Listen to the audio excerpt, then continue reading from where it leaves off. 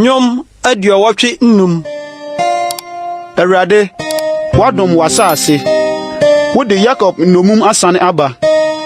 Wode wo manfom so afri. Wakata wɔn bɔne nyinaa so. Watwe w'ani bere nyinaa.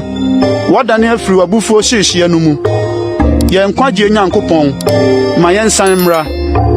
Na twa wo bo a efu yɛn no to wo yam. Owura bɛho atia yɛn akosi daa. Wobɛtwe w'abufuo mu akɔ awo ntoatoaso a edidi suo mu. Worensan mma yɛn nkwa. Na wo man ani nye wo ho. Awurade, ma yɛnhunu w'adɔyɛ. Na fa wo nkwagye ma yɛn. Metie de Onyankopɔn Awurade bɛka. Ampa, ɔka asomdwoe sɛm kyerɛ ne man ne n'ahotefo. Na mma wɔn nsane nkɔ nkwaseadeɛ mu. Ampa ara, ne nkwagye bɛn wɔn a osuro no. Na animonyam atena yɛn asase so. Adom no ne kora bɛhyia. Na tenene ne asomdwoe adi mfiano. Nokora bɛfifiri asase so. Na tenene afiri soro ahwɛ. Nso Awurade bɛma papa.